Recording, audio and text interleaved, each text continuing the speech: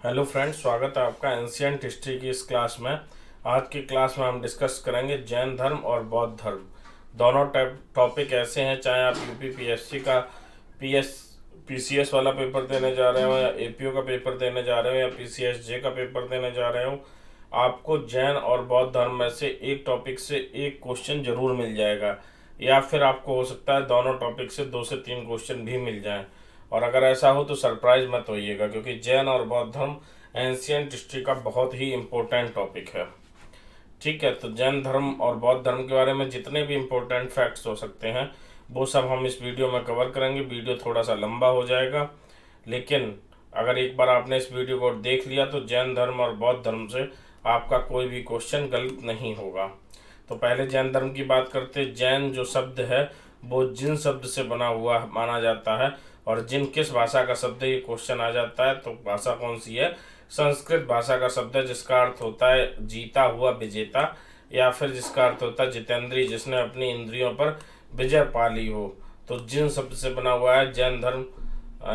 जैन शब्द जो है जिसके नाम से जैन धर्म है, तो जिन किस भाषा का शब्द है, आपसे ये पूछा जा सकता है, संस्कृत भाषा का शब्द है।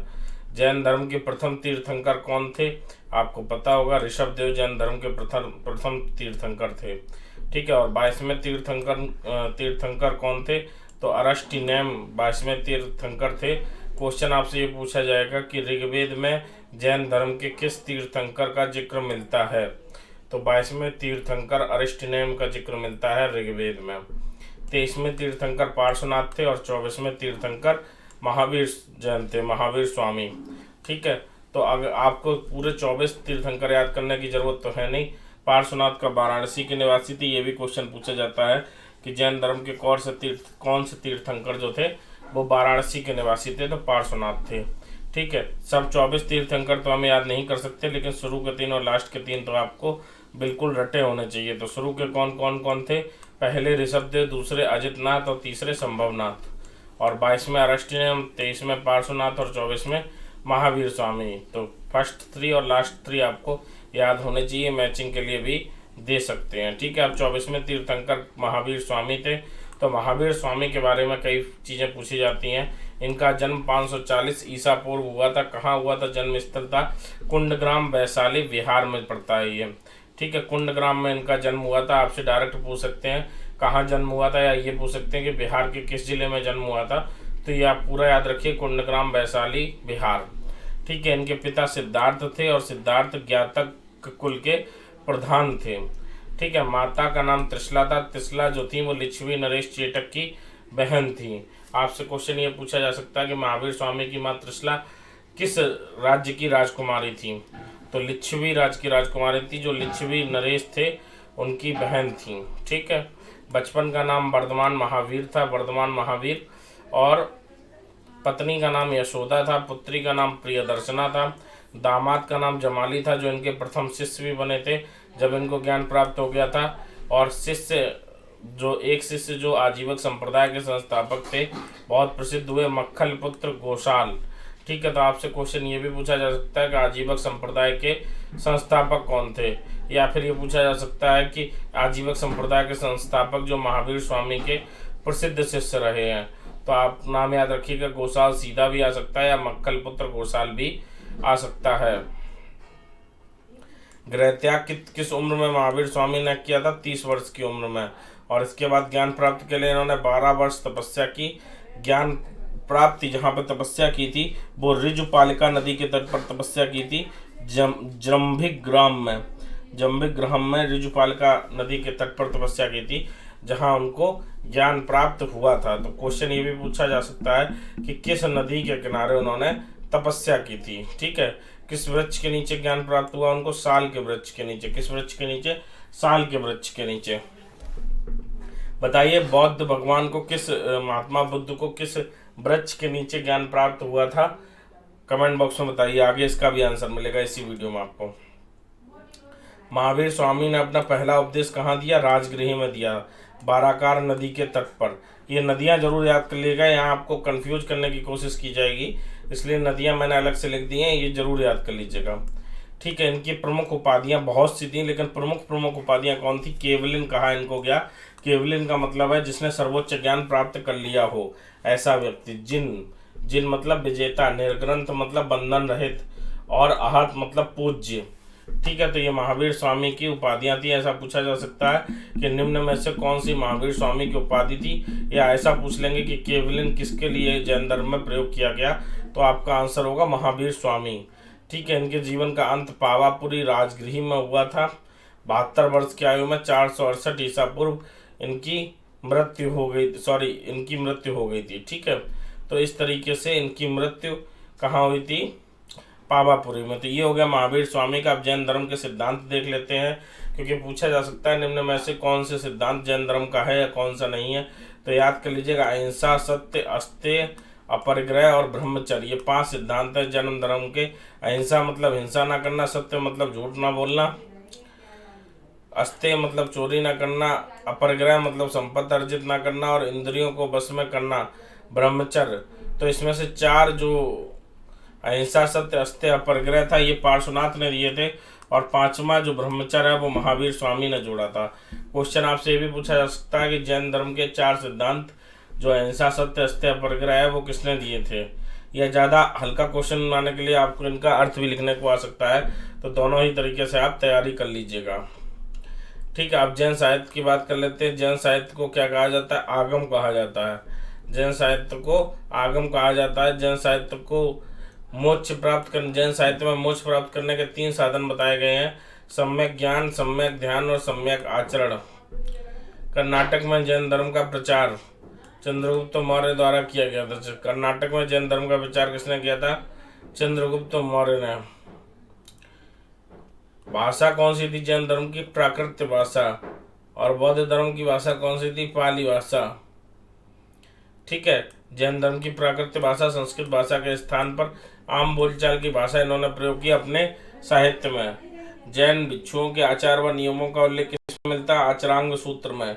आचरांग सूत्र में। ठीक है, अब कुछ जैन तीर्थंकर हैं जिनसे कोई प्रतीक जोड़ा गया है, और ये मिलाने के लिए आते हैं। कभी कभी डायरेक्ट पूछ देते हैं, अधिकतर मिलाने के लिए आते हैं। तो किससे क्या जोड़ा गया वो देख लीजिए। ऋषभदेव जो पहले तीर्थंकर थे उनसे सांड को जोड़ा गया। दूसरा, अजितनाथ जो दूसरे तीर्थंकर थे उनको हाथी से जोड़ा गया। इसका क्या कॉन्सेप्ट है या क्यों ये जोड़ा गया, इसकी गहराई में आपको जाने की जरूरत नहीं है। आप सीधा सीधा इस समय यही जरूरी है कि जो इम्पोर्टेंट है वो याद करते चलिए। शांतिनाथ, इनसे हिरण को जोड़ा गया। ठीक है, हिरण जैसे शांत रहता है, बहुत ज़्यादा शोर नहीं मचाता, तो हिरण को शांतिनाथ से जोड़ा गया। ऐसे आप याद रख सकते हैं। पार्श्वनाथ, सांप से जोड़ा गया। पार्श्वनाथ मतलब सांप से इनका प्रतीक जोड़ा गया। और महावीर स्वामी को सिंह से जोड़ा गया। ठीक है, तो ये आपका जैन धर्म पूरा कंप्लीट हो गया है। अब हम लोग चलते हैं बौद्ध धर्म की तरफ। बौद्ध धर्म में गौतम बुद्ध का जन्म 563 ईसा पूर्व हुआ था, और इनका जन्म स्थल लुम्बिनी वन था, जो कपिलवस्तु वर्तमान में रुम्मदेई जनपद नेपाल में है। ठीक है, बौद्ध धर्म का जन्म स्थल। पिता शुद्धोदन, पिता का नाम क्या था? शुद्धोदन। ये शाक्यों के जो राज्य था कपिलवस्तु उसके शासक थे। ठीक है, माता महामाया देवी थी, जो कोलिय गणराज्य की राजकुमारी थी। महामाया देवी की जल्दी मृत्यु हो गई, तो इनका पालन पोषण इनकी विमाता प्रजापति गौतमी ने किया था। ऐसे भी पूछ लेते हैं कि महात्मा बुद्ध का पालन पोषण किसने किया था, तो विमाता प्रजापति गौतमी ने। अगर माता का नाम पूछते हैं तो आप आंसर देंगे महामाया देवी इनकी माँ थी, लेकिन इनका पालन पोषण प्रजापति गौतमी ने किया था। बचपन का नाम क्या था इनका? सिद्धार्थ। पत्नी का नाम क्या था? यशोधरा। ठीक है, ये कोलिय गणराज्य की राजकुमारी थी। ये भी कोलिय गणराज्य की राजकुमारी थी, इनकी जो पत्नी थी। पुत्र का नाम क्या था? राहुल। इन्होंने गृह त्याग किया। इनके गृह त्याग की घटना को महाविनिष्क्रमण कहते हैं। इनके गृह त्याग की घटना को महाविनिष्क्रमण कहते हैं। गौतम बुद्ध की एक सारथी वाली कहानी बहुत फेमस है कि वो सारथी के साथ घूमने निकले और उन्होंने सारथी से बहुत से क्वेश्चन पूछे थे। इसीलिए एक क्वेश्चन ये भी बनता है कि गौतम बुद्ध का सारथी कौन था? चन्ना गौतम बुद्ध का सारथी था। घोड़ा। प्रथम गुरु अलार कालाम। प्रथम गुरु कौन थे? अलार कालाम। ज्ञान प्राप्त 35 वर्ष की आयु में। ज्ञान प्राप्त कब हुआ? 35 वर्ष की आयु में वैशाख पूर्णिमा के दिन ज्ञान प्राप्त हुई इनको। किस वृक्ष के नीचे ज्ञान स्थल क्या था? बोध गया, जो गया के एकदम निकट है। बोध गया गया डिस्ट्रिक्ट में पड़ता है, बिहार। निरंजना नदी के तट पर, यह बहुत पूछा जाता है कि गौतम बुद्ध को ज्ञान किस नदी के तट पर प्राप्त हुआ था? तो निरंजना नदी के तट पर। किस वृक्ष के नीचे ज्ञान प्राप्त हुई थी? अभी हमने आपसे पहले क्वेश्चन पूछा था जब महावीर स्वामी का पढ़ा रहे थे कि किस वृक्ष के नीचे ज्ञान प्राप्त हुई थी? पीपल वृक्ष के नीचे। इन्होंने अपना प्रथम उपदेश सारनाथ में दिया था, जिस घटना को धर्म चक्र प्रवर्तन कहते हैं। क्या कहते हैं? जिस घटना को धर्म चक्र प्रवर्तन। ठीक है, इनके शिष्य थे आनंद व उपाली। धर्म प्रचार के लिए इन्होंने कई राज्यों में धर्म प्रचार किया। शाक्य, काशी, मगध, पल्ल, मल्ल, अंग, बज्ज, कौशल, जितने भी उत्तर भारत के, खासकर उत्तर भारत में जितने भी स्टेट थे, सब में बौद्ध धर्म का प्रचार किया गया। इनकी मृत्यु 483 ईसा पूर्व हुई थी। आयु थी 18 वर्ष उस समय। और मृत्यु का स्थान है, साहित्य में लिखा हुआ है, कुशीनगर, यूपी। तो इनके यहाँ से संसार से जाने की प्रेरणा को क्या कहते हैं? महानिर्वाण।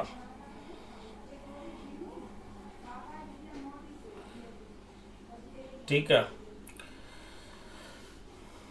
महापरिनिर्वाण। ठीक, महात्मा बुद्ध की मृत्यु के बाद अवशेषों को कितने स्थानों पर रखा गया? उनके जो अवशेष थे उनको 8 स्थानों पर रखा गया। लिच्छवी, शाक्य, मतलब वैशाली, कपिलवस्तु, रामग्राम, ब्राह्मण वेदपीठ, ठीक है, कुशीनगर, अलकापुर, मगर।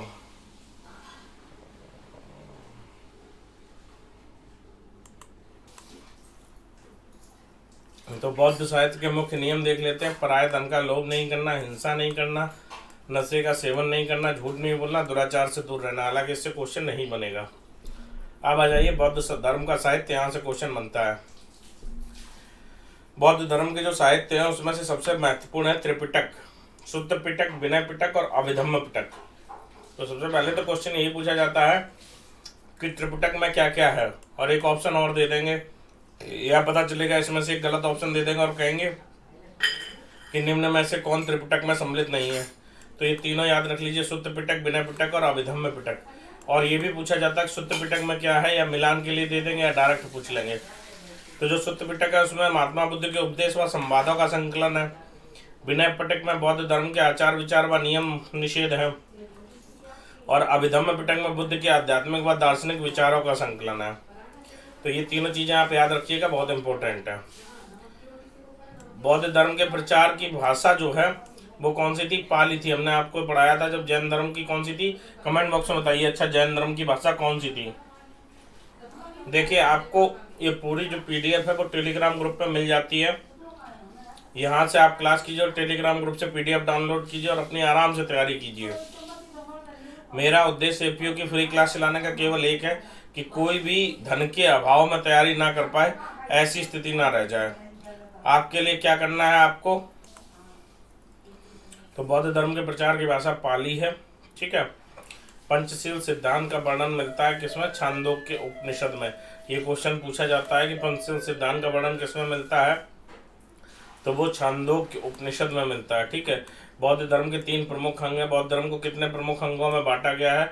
बुद्ध, संघ और धम्म। ये 3 अंग थे बौद्ध धर्म के, बुद्ध, संघ और धम्म। ठीक है, बौद्ध धर्म के प्रसिद्ध अनुयायी राजा में अशोक बौद्ध धर्म के प्रसिद्ध अनुयायी माना जाता है। और महात्मा बुद्ध के सबसे निकट के जो उनके अनुयायी थे उनका नाम क्या था? आनंद। तो बौद्ध धर्म के प्रसिद्ध अनुयायी अशोक थे राजाओं में। अब आ जाइए बात करते हैं महाजनपद की। तो महाजनपद का उल्लेख कहाँ मिलता है? कि बौद्ध धर्म के प्रसिद्ध भाग है अंगुत्तर निकाय। बौद्ध धर्म का जो साहित्य है उसमें एक अंगुत्तर निकाय करके ग्रंथ है, उसमें 16 महाजनपदों का वर्णन मिलता है, जिसमें से कुछ महाजनपदों में राजतंत्र था और कुछ महाजनपदों में गणतंत्र था। तो सबसे पहला क्वेश्चन तो यही बनता है कि कितने महाजनपदों का वर्णन मिलता है? 16। कहाँ मिलता है? अंगुत्तर निकाय में मिलता है। ठीक है, तो अब इनका ये पूरा पढ़ लीजिएगा। 16 महाजनपद में कौन कौन सा जनपद है? 16 और राजधानी, क्योंकि ये मिलान के लिए दिया जा सकता है कि निम्न महाजनपदों की राजधानियां एक दूसरे से मिलाइए। तो अंग महाजनपद की राजधानी चंपा है ना, या प्राचीन नाम इसका था मालिनी मुंगेर, मगध की गिरिव्रज राजगृह, मल्ल की कुशीनारा पावापुरी, काशी की वाराणसी, कौशल की श्रावस्ती, पांचाल की उत्तरी पांचाल एवं दक्षिणी पांचाल जिसे काम्पिल्य या अहिच्छद्र कहते हैं, कुरु की इंद्रप्रस्थ, वज्र की विदेह एवं मिथिला, मत्स्य की विराटनगर जयपुर, वत्स की कौशाम्बी, सूरसेन की मथुरा, चेरी की सोथिवती, अस्मक की पोतन या पोटली, अवंती की उत्तरी अवंती या दक्षिणी अवंती, गांधार की तक्षशिला और कंबोज की हाटक, ये महाजनपद और उनकी राजधानियां थीं।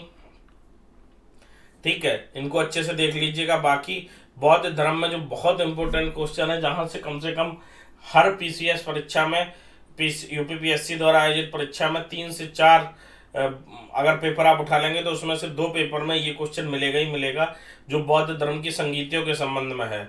कभी उसका अध्यक्ष पूछ लेंगे, कभी शासक स्थान पूछ लेंगे, है ना, कभी कौन किसके शासनकाल में हुई है ये पूछ लेंगे। तो 4 बौद्ध संगीतियां हुई थी और 2 जैन संगीतियां हुई थी, ये आपको याद होनी चाहिए। प्रथम बौद्ध संगीति पूछी जाए तो वर्ष 483 ईसा पूर्व, स्थान राजगृह था, अध्यक्ष महाकश्यप था और शासक कौन था, अजातशत्रु।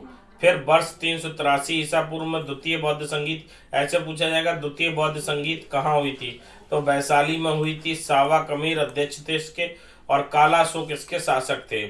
तृतीय बौद्ध संगीत 250 ईसा पूर्व हुई थी, पाटलिपुत्र इसका स्थान था, अध्यक्ष मोगल पुत्र तिस्य थे और शासक अशोक थे। चतुर्थ बौद्ध संगीत प्रथम सदी ईसा पूर्व हुई थी, कुंडलवन में इसका स्थान था, कुंडलवन कश्मीर में, और वसुमित्र इसके अध्यक्ष थे, जबकि शासक थे इसके कनिष्क। ठीक है, तो ये लगभग बौद्ध संगीतियाँ, लगभग क्या पूरी तरह से बौद्ध संगीतियाँ हो गई, और लगभग एक क्वेश्चन इनसे आपका बनेगा, इसलिए इसको बहुत अच्छे से तैयार कर लीजिएगा। जैन संगीतियों को भी याद कर लीजिएगा। प्रथम जैन संगीति पाटलिपुत्र में हुई थी, इसकी अध्यक्षता स्थूलभद्र ने की थी और वर्ष था 300 ईसा पूर्व से 298 ईसा पूर्व। ठीक है, यहाँ पर जैन शब्द को 2 भागों में बिखरे व लुप्त ग्रंथों का संचयन किया गया, 12 अंकों का प्रणयन किया गया और जैन धर्म का 2 संप्रदाय में विभाजन हो गया था। यहाँ पर दिगंबर जो नग्न रहने वाले थे ये भद्रबाहु के नेतृत्व में हुए थे, और श्वेतांबर श्वेत वस्त्र धारण करने वाले थे स्थूलभद्र के नेतृत्व में हुए थे। क्वेश्चन ये भी बनता है कि जैन धर्म का किन 2 भागों में बंटवारा हुआ, तो दिगंबर और श्वेतांबर। दिगंबर का कौन प्रमुख था, भद्रबाहु, और श्वेतांबर के कौन प्रमुख थे, स्थूलभद्र। ये भी याद रखिएगा, बहुत इंपॉर्टेंट है।